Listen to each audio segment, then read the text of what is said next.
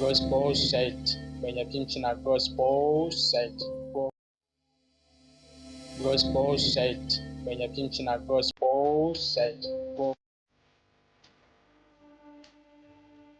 Nabahaye ikaze muri iki kiganiro nubwo mwese aho muri bitandukanye impande z'igihugu cy'u Rwanda abandi bari ahandi abasuhuje cyane. Iyi ni Gospel Site TV ukomeje gutega amatwi. Tuwe ikaze muri iki kiganiro niba ari ubwa mbere kwa subscribe kugira ngo uzajye ukomeza kugezwaho izindi video usanzwe twagezeho cyangwa se izo twagiye dushyira kuri iyi TV. Tubaye ikaze muri iki kiganiro tujye kuganira ku gufungurwa kw'insengero, amakuru yo gucicikana se n'imyanzuro afashwe na RGB se ntakuru amadini amatorero. Tubaye ikaze muri iki kiganiro tunakwinjira kuri iyi video ukayisoza kuko ni video iri buze kugira icyo igufasha. Reka tangire ikiganiro cyacu. Tubaye ikaze twandikira muri comment ko wabonye iyi video cyangwa se icyo wumvisemo udufasha kwagura iyi TV. Turabashimiye, murakoze cyane. Tubaye ikaze.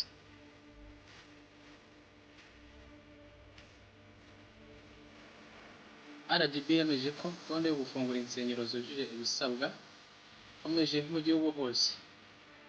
Byakorewe i Kigali tariki 5 Ukwakira 2025.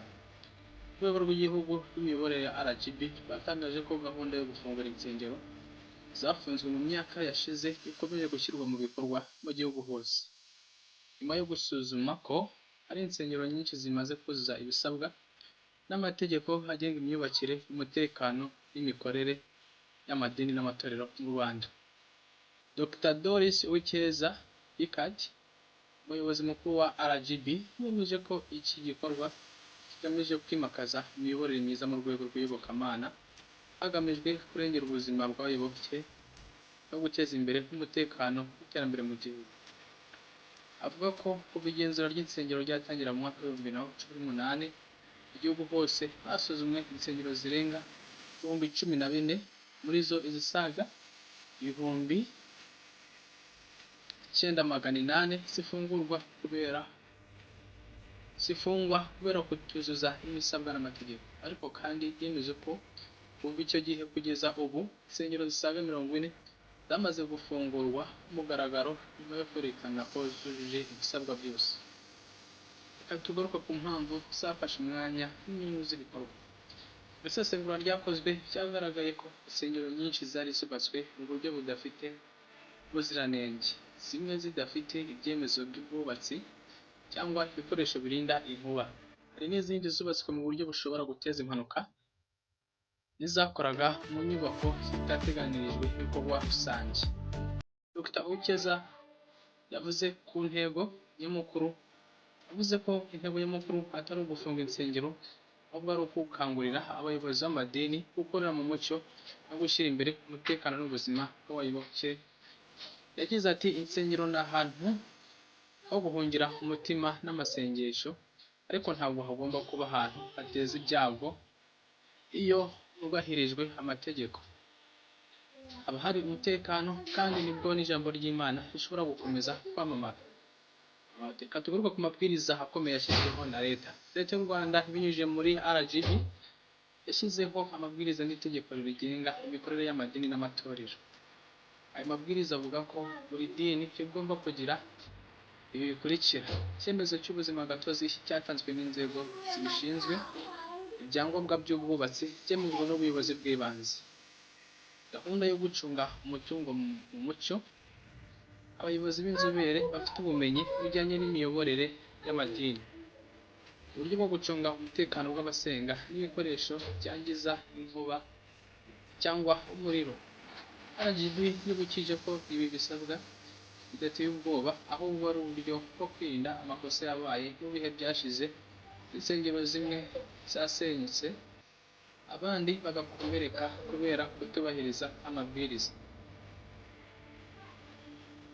Mu myanzuro iheruka gufatwa, RGB yatangaje ko izakomeza ibi bikurikira: gusuzuma insengero zose zafunzwe kugira ngo harebwe izamaze kuzuza ibisabwa.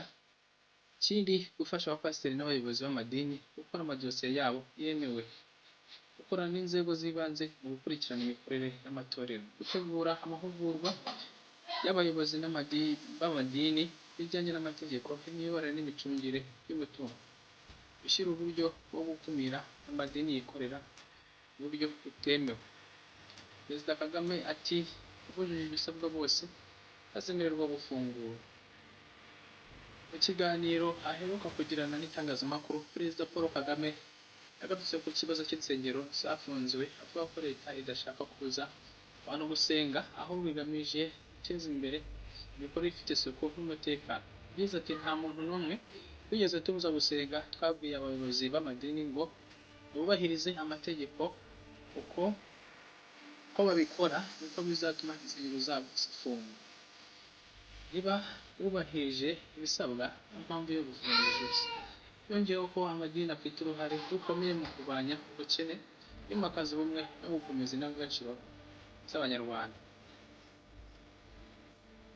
Mu turere dutandukanye tw'igihugu, inzego z'ibanze zashyizeho amatsinda ashinzwe gukurikirana iyubahirizwa ry'amategeko mu nsengero. Muri Gasabo, Musanze na Huye, bamwe mu bayobozi bavuze ko gahunda yo gufungura insengero iri kugenda neza, kandi ko abaturage babigizemo uruhare. Umunyamabanga Nshingwabikorwa w'Umurenge wa Remera yavuze ko bagiye gukomeza ubufatanye n'amadini no gusuzuma ibyangombwa. Yagize ati nta kindi dusaba uretse ko insengero zujuje ibisabwa. Iyo babyujuje turabafasha guhita bakomeza ibikorwa byabo n'ubufatanye, si uguhangana.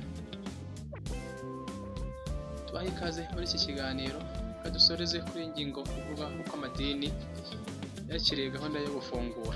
Bamwe mu bayobozi b'amatorero n'amadini bagaragaje ko bishimiye imikoranire myiza hagati yabo na leta. Umushumba w'itorero rimwe rikomeye Kigali yagize ati twishimiye ko leta itwemerera gusenga, ariko ikanadusaba gukorera mu mucyo.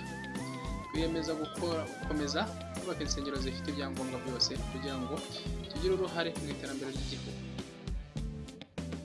U Rwanda rwihaye intego yo kugira iyobokamana ryimakaza amahoro, ubumwe n'iterambere. Muri urwo rwego, RGB ikomeza gukorana n'amadini yose yanditswe kugira ngo hamenyekane aho ibikorwa byabo bigana n'uko bifasha abaturage n'imibereho myiza. Tubashimiye mwanya muri iki kiganiro. Subscribe kugira ngo uzajye ukomeza kugezwaho n'izi video. Murakoze cyane, Imana ibahereze umugisha.